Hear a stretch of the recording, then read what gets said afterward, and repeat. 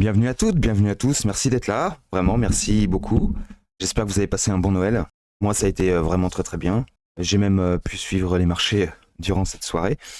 J'étais même assez surpris que qu'il y ait des actifs qui bougent cette soirée-là, parce que en général, c'est vraiment mort de chez mort. Et là, il y a de l'activité, et c'est vraiment très très bon signe et très beau à voir.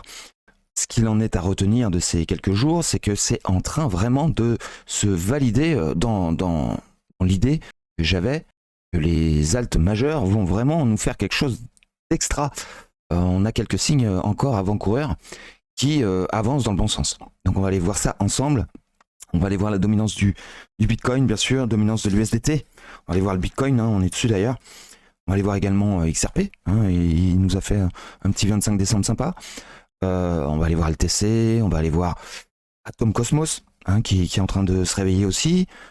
Je veux dire, il y a beaucoup d'actifs qui sont en train vraiment de nous donner des signes très très très intéressants pour les quelques jours, quelques semaines qui pourraient arriver avant ce fameux, ce fameux dump que j'attends. Hein.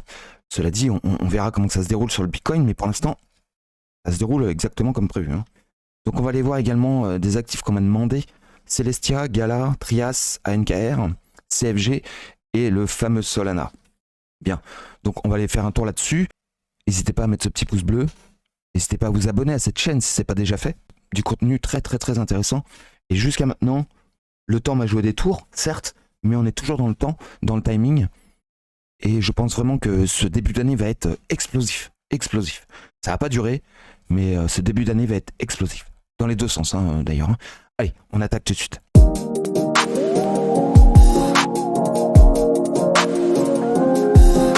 Bien, alors, le Bitcoin, sur du court terme, on est bien d'accord. Je vous avais annoncé une espèce de range là-dedans, avec peut-être, aller voir incessamment sous peu les 47 500 $, 48 000 $, pourquoi pas. Et ensuite, redescendre très très fort. Donc pour l'instant, ce qu'on est en train de faire là, on ne l'a pas encore tout à fait fait. On est en train de recréer un nouveau range, mais on valide quand même des baisses futures qui vont arriver incessamment sous peu. Ça va arriver, donc quand même méfiez-vous de ce côté-là. Mais pour l'instant, on valide rien. On a juste cette petite validation qui vient de se créer là il y a quelques heures, ici, où on a bien un boss, d'accord, où on ne crée pas de cos. Donc je pense vraiment que ce que j'ai annoncé ici, si vous voulez, la descente progressive va subvenir. Hein, va subvenir pour la simple et bonne raison que je vais vous le montrer tout de suite sur la dominance du Bitcoin, parce que c'est là que c'est intéressant. Alors là, c'est vraiment extra ce qui s'est passé. Donc en quelques heures, hein, vraiment, c'était assez violent pour la dominance du Bitcoin, et c'est vraiment enfin ce que j'attendais. Maintenant, ça a pris le temps, hein, faut être honnête, ça a pris le temps. Mais regardez, on avait un canal ici, d'accord, paf, on est venu faire un pullback, boum, on est venu casser le dernier plus bas qu'on avait là, et on est descendu pullback, et là on vient de casser de nouveau ce niveau-ci. D'ailleurs, je ne sais pas pourquoi ma chart, elle ne s'anime pas correctement. On va se mettre en 4 heures. Voilà, on va le faire en 4 heures. Voilà, mais comme vous pouvez le constater, on est bien revenu sur l'ancien plus bas.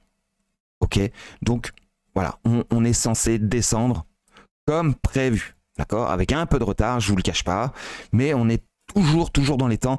Et là vraiment, on a quelque chose de très très intéressant, parce que si bien sûr, on est bien d'accord, si on va chercher le plus bas ici, ce qui est pas loin d'être le cas, on va chercher la suivante, c'est-à-dire celle-ci, d'accord. Peut-être qu'on rebondira d'abord, qu'on va faire ceci, et ensuite qu'on continuera notre chemin. Mais déjà, si on va chercher les 51%, déjà, c'est bien. On a encore 1% de descente à faire. Ce serait vraiment extra pour ce début d'année. D'accord? Donc vraiment, restez optimiste là-dessus. Donc la dominance du Bitcoin, vraiment, on est très très bien. On n'est plus qu'à 51,9%, dites-vous. On a perdu beaucoup de dominance du Bitcoin. Et ça, c'est... Faut le noter, c'est génial. Prenez ça pour du positif pour le court terme. Hein, je le précise. C'est court terme, hein. Dans un mois, on n'entendra plus parler de hausse de crypto-monnaie. Hein. Donc profitez-en. On va aller voir la dominance de l'USDT qui, lui, pour l'instant, c'est lui qu'on attend. Hein. Du coup, pour le coup, c'est lui qui nous casse les bonbons. Quand c'est pas l'un, c'est l'autre. Donc comprenez bien, on va se mettre en journalier comme j'ai l'habitude de vous le montrer. c'est plutôt, oui, on est venu titiller 1, 2, 3, 4, 5 jours de suite le dernier plus bas pour aller voir enfin cette liquidité. Mais on a décidé de ne pas y aller tout de suite. Hein, on fait durer le plaisir. Pour l'instant, c'est la dominance du Bitcoin qui a validé. Ensuite, il suffira tout simplement d'attendre que l'USDT valide les 5,50% de dominance en clôture journalière pour pouvoir enfin comprendre qu'on va descendre au 4,59 minimum. Bien, donc vraiment très très très très bon signe. Pour l'instant, il nous fait durer. Voilà, il peut durer, il n'y a pas de souci. On est en période de vacances scolaires, donc il faut bien comprendre que les marchés, pour l'instant, ils font semblant qu'il ne se passe rien, mais il se passe des choses très très intéressantes. En tous les cas, pour ce Noël, on va dire que c'est la dominance du Bitcoin qui nous a donné des vraies révélations. Pas encore celui-ci, peut-être que ce sera pour le jour de l'an, qui sait. Voilà, restons optimistes de ce côté-là. Bien, on va aller voir la suite des événements. Donc la suite des événements, c'est XRP. Bon, pour l'instant, Ether, on attend les 26 000 $, les 2600 $, et ensuite, ça risque d'être difficile. Bien, en ce qui concerne le XRP, vous voyez, moi j'ai une validation à la toute fin d'année, voire au tout début d'année, pour aller voir la zone supérieure qui se trouve au 1,16. Maintenant, vous le connaissez, il range, jusqu'au jour où il dit stop, on décolle. Donc c'est ce qui se passera, hein, vous ne faites pas d'illusions. On a bien un momentum, vous avez vu, qui est passé positif très récemment. D'accord. Donc on va voir si on va chercher tout de suite la validation du dernier plus haut du momentum. Mais ça m'a l'air bien parti, on va dire ça comme ça, hein, ça m'a l'air bien parti. Là, le 25, hier, donc, on a fait une belle journée avec une belle clôture ici, bien validée. Donc là, on est en train de faire un pullback. On travaille la zone du dernier, du dernier bottom, on va dire, ou double bottom, qui est tout petit, tout petit. Mais vous pouvez d'ores et déjà vous dire qu'il y a de fortes chances qu'on décolle. Il y a de fortes chances qu'on décolle. Là, pour l'instant, ça, ce sont des signaux pour vous faire acheter sur du court terme, pour ceux qui espèrent et de se disent le lendemain on est à -3, -4, ce qui est le cas aujourd'hui, et de se dire oh non, je me suis trompé, finalement je revends à break-even, mais en fait si, il va bien partir, il valide tout simplement une montée très très très fortement probable. Je ne peux pas vous montrer mieux que ça. Tout ce que je sais, c'est qu'on va pump, on va le regarder sur un actif peut-être d'un peu plus près. Allez, on va aller regarder en 1 heure ce qui s'est passé. Mais on voit bien qu'ici, on a fait une belle validation. Il n'y a pas de souci, il y a une belle cassure. Pas de problème. Boum. Là, on a cassé ce niveau-là. On avait déjà été chercher la zone des 50%. Comme vous pouvez le constater, on n'a pas été dans la zone de short. Donc, ce qu'on est en train de descendre là, c'est juste un pullback. Et ni plus ni moins, ce n'est pas une vente, c'est bien un pullback. Et pourquoi? Pour aller repartir de plus belle et aller chercher le niveau suivant qui est censé être les 0,70. On verra, mais voilà, moi je suis optimiste de ce côté-là, je suis pas inquiète du tout. Atom Cosmos, bien. Lui, hier, dans la journée d'hier, on a fait un plus haut. Un plus haut, on n'a pas fait mieux. Donc vraiment super, restez optimiste. On part pour aller chercher des niveaux très très très intéressants qui se trouvent être les 21 $. Je le répète, je le répète, j'en ai déjà parlé à maintes reprises. Il n'y a pas besoin de faire une analyse plus poussée que ça. Pour l'instant, on est dans le bon sens. On a vraiment, je pense, un momentum plutôt haussier. Comme vous avez vu, là, sur ces dernières heures, on fait des plus hauts, de plus en plus haut sur le momentum. Donc, même si on respire sur du très court terme, sur du court terme, on reste haussier. D'accord? Parce que ça, c'est du court terme. Pour aller chercher les 20 $, là, 21 $, c'est du court terme. Donc, vraiment, super. Il n'y a pas de souci, aucun. Bien, même si là, on a un volume de vente important. Voilà, je veux dire, on peut se retrouver avec une bougie verte très très probable sur les prochaines heures qui vont arriver. D'accord? Algorand, non, on va aller voir Polkadot, lui, il nous a fait un truc encore incroyable. Donc vraiment, là pour moi, stop it, on va le regarder en journalier. Comme je vous avais expliqué, on a pris la zone ici des 8,80. Maintenant, je vous avais dit qu'on pourrait très bien aller jusqu'à 10 $, voire 10. Okay. Là, on valide entre les deux. On est dans une zone contrôlée par les baleines. Donc, ils peuvent divaguer là-dedans sans aucun souci. Donc, ne croyez pas qu'on va aller à 15, 16, 17 $. Moi, personnellement, j'y crois pas. Maintenant, pour moi, on a fait le taf. Et maintenant, on doit corriger. on doit corriger. En tout cas, sur du court terme, je pense vraiment que pour moi, avant le short du Bitcoin, je pense pas qu'on aille monter très très haut, ou beaucoup plus, ou à moins vraiment que le marché dans sa globalité s'énerve avec des bougies vertes incroyables, du genre 15-20% par actif. Ce qui est possible, hein, on l'a déjà vu en alt season. Maintenant, est-ce que c'est le moment? Je ne sais pas. Je ne sais pas si lui en fera partie. Bien. LTC, lui, pareil, on attend. Je sais, c'est très très difficile d'attendre dans ces conditions, mais on peut constater que vraiment cette zone-là, voilà, plus ça va, moins on revient la visiter, comme vous pouvez le constater. Et ça, c'est très très intéressant. On fait même un pullback sur ce dernier jour à l'heure d'aujourd'hui. On m'a même informé que des wallets se créent en masse sur cet actif. Donc voilà, le mettez surtout pas de côté. Pour moi, on doit vraiment pousser sur lui. Hein. Il n'y a pas de problème là-dessus. Bien, on continue. Pour l'instant, vous connaissez la musique. Hein. Pour moi, c'est les 80, 90 $, peut-être même les 100 $ qu'on devrait aller chercher sur celui-ci. Bien, j'ai dit qu'on allait aller voir Celestia. Donc, je ne connais pas cet actif. J'ai dû le regarder une fois. Celestia, je ne sais pas comment que ça s'écrit. On va faire USD pour voir, mais je pense pas. Non. Je ne sais pas comment ça s'écrit, donc je vais pas pouvoir t'aider de ce côté-là. J'aurais dû regarder avant. Ok, bon bah écoute, on va aller voir autre chose. Je suis désolé.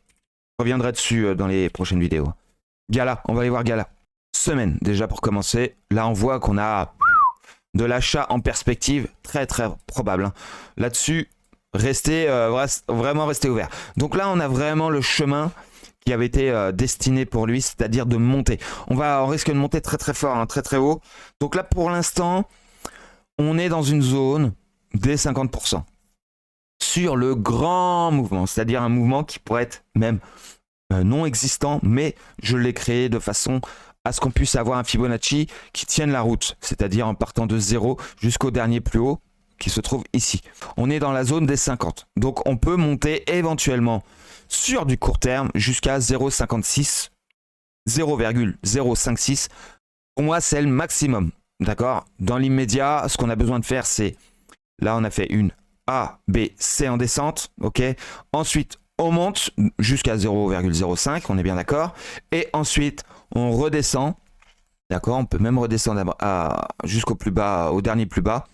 Mais je pense qu'on fera un retour sur un pullback, c'est-à-dire ici. Un pullback sur le dernier bottom hein, qu'on a eu, c'est-à-dire au maximum les 0,015 pour un retour. C'est-à-dire, en quelque sorte, alors, comme ceci. Hop, voilà. Un truc qui pourrait se dessiner comme ceci, c'est-à-dire un bottom, on monte encore un peu, hop, un deuxième bottom, et là on casse tout, on vient casser le plus haut dernier, et ensuite on refait un troisième pullback probable, et on part. D'accord? Je vois vraiment ça comme ça. Pour l'instant, en tout cas, ça se passe bien. Voilà, on est à 0,03. Moi, je dirais attendre les 0,05 pour prendre des bénéfices sur cet actif. Pas avant, c'est peut-être pas la peine. Donc, on continue avec Trias. Trias, pour l'instant, vous avez vu, on est en haut du canal. Donc, pour moi, je vous l'ai dit, c'est pas un actif que j'achète à l'heure d'aujourd'hui. Pour moi, c'est un actif qui devrait ou ranger ou corriger. Dans tous les cas, même s'il range, il corrigera. D'accord? Mais je ne vois pas cet actif monter trop, en fait, hein, plus que ça. Pour moi, c'est, voilà, je n'investis pas à l'heure d'aujourd'hui dans cet actif. Je prendrai même des bénéfices, pour être honnête avec vous, pour aller rechercher le dernier plus bas, c'est-à-dire pour moi les 2,78. Je ne sais pas pourquoi je vous dis 0, les 2,78. Tant qu'on ne retourne pas chercher ça, c'est-à-dire la zone d'achat ici, d'accord, on est en zone de short, on est en haut du canal, on doit ou ranger sur un court terme et ensuite descendre, aller chercher la zone d'achat qui pourrait être dans les environs du début février, pourquoi pas, comme le reste en fait, hein, je pense. Hein. On va aller voir ANKR. Alors, ANKR, pour l'instant, pour moi, tout va bien. Là, on a été chercher la zone ici entre les 50. Pas de souci, on l'a déjà fait une fois.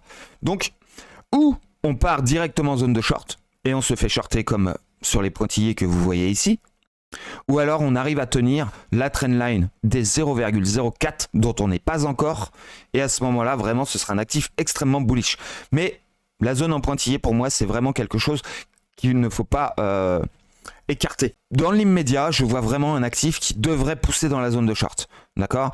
On va en zone de short, tac, on se fait shorter, on retourne à break-even et on repart. C'est-à-dire à break-even, c'est là où normalement les acheteurs auraient dû se présenter en masse. Ok? Et probablement ce qui a été le cas d'ailleurs. Donc, si vous êtes dans cet actif, moi je ne vendrai pas maintenant, j'attendrai vraiment une vraie poussée qui pourrait aller chercher les 0,069, c'est-à-dire le haut du range ici, voire possiblement une cassure, parce qu'on ne l'a jamais cassé. Donc on casse, on réintègre et on recasse. On augmente la volatilité de façon très très forte. Voilà ce que j'en pense. À partir de 0,07, je prends des bénéfices jusque tant qu'il continue de monter. Ok, et ensuite j'attends une correction et je relance à partir, bien sûr, on va dire du pullback, c'est-à-dire les 0,03, et je commence à racheter, voilà, ici en majeure partie, en tout cas. En tout cas, NKR pour moi sur du court terme c'est excellent. Bien, on va aller voir CFG. CFG, j'en ai parlé il n'y a pas si longtemps que ça. C'est un actif il doit monter au dollar. Je ne suis pas inquiet là-dessus. Je pense qu'il va y aller. Donc pour moi, à partir du dollar, vraiment, voilà, prendre des bénéfices sans aucun doute. En tout cas, c'est un actif jeune. Il faut qu'il construise. Mais pour l'instant, il fait exactement ce que j'aurais imaginé qu'il fasse. Et il l'a fait. Donc à partir du 1 dollar, pour moi, on est dans une zone de short sur le grand mouvement. On est sur un mouvement assez ample, hein, en tout cas le dernier plus haut. Et sur le grand mouvement, on est entre la zone des 50, c'est ça qu'on attend. Et là actuellement, on est dans la zone des 50 du mouvement, c'est-à-dire moyen, qui se trouve ici. Donc je dirais même que, ouais, on est encore dans cette zone-là. On attend vraiment... moi, ce que j'attends, c'est de venir dans cette zone, ici. D'accord? Les 1 dollar. C'est un chiffre rond, je pense que ça plaira beaucoup aux investisseurs de vendre à partir du dollar sur cet actif. Allez, Solana. Et puis je vais en finir là-dessus, mais restez optimiste vraiment sur les majeurs, on a vraiment quelque chose de très intéressant. Bien, Solana, il monte, il monte, il monte, il monte, il monte. Il n'y a pas de souci. Monte, monte, monte, il n'y a pas de problème. Maintenant, on est arrivé dans une zone de short. De nouveau, là sur du court terme, on avait vraiment un Fibonacci de 1.618, 2 et 2.618. Là, on est entre les deux. Donc, s'il nous fait du genre comme ce qui s'est passé sur TRB, on irait voir la zone Tao, pardon, on irait voir la zone au-dessus de la zone des 2.618. Mais dites-vous bien que si on fait ça, on va se faire corriger très, très, très sévère. Donc, pour moi, cet actif, il y a longtemps que j'aurais pris des bénéfices dessus, c'est-à-dire depuis les 0,73. Donc estimez-vous heureux, on est à 115, 120, estimez-vous heureux de pouvoir être à ce niveau. Donc continuez à prendre des bénéfices sur cet actif de façon continue, c'est-à-dire dès qu'on fait un plus haut, on continue à prendre des bénéfices. D'accord? Mais cet actif est amené à redescendre très très fortement selon moi. Hein. Quand je parle de fortement, c'est fortement. Hein. On pourrait éventuellement aller revisiter la zone sur les 50%, voir si elle tient le coup. D'accord, c'est-à-dire les 16 dollars, on risque de ne pas y rester longtemps, certes. Donc on va chercher les 16 dollars sur très court terme, on remonte dans la zone de short, on teste s'il y a des vendeurs de cette zone-là. Si ce n'est pas le cas, on continuera de monter. Mais s'il y a des vendeurs, on restera bloqué entre les 50 et la zone de short. Pour moi, en tout cas, Solana, je n'achète plus depuis un bon moment. Je vous laisse là-dessus. Occupez-vous de l'USDTD, c'est lui qui va nous donner la réponse. On l'a eu sur la dominance du Bitcoin, pour moi, c'est... Voilà, 90% acté. Maintenant, la dominance de l'USDT, c'est lui qu'il faut qu'il nous valide cette petite cassure pour aller chercher les pigeons en dessous. Pour l'instant, on n'en est pas là. Ils nous font croire qu'on short. Hein, vous avez vu, vous avez des -3, -4. Donc, c'est ce que le marché veut que vous voyez. C'est tout. Maintenant, avec une analyse approfondie, avec un scénario qui est celui de l'acceptation globale de ce marché. Et dites-vous bien qu'on arrive en 2024 et je pense vraiment que ça va être l'année de la blockchain. Vraiment, ça va être incroyable. Préparez-vous vraiment à des fluctuations très violentes au cours de cette année. On n'y est pas encore, hein, on est encore en 2023. Voilà, sur du court terme, en tous les cas, restez optimiste sur les majeurs. C'est tout ce que j'ai à dire là-dessus. Je vous remercie d'avoir suivi cette vidéo. Pas grand-chose à dire, je vous le cache pas. Maintenant, il y a quand même des petites infos intéressantes. Restez accrochés à vos ceintures. C'est tout ce que j'ai à vous dire sur du court terme. Bien, je vous remercie et puis je vous dis à demain. Au revoir.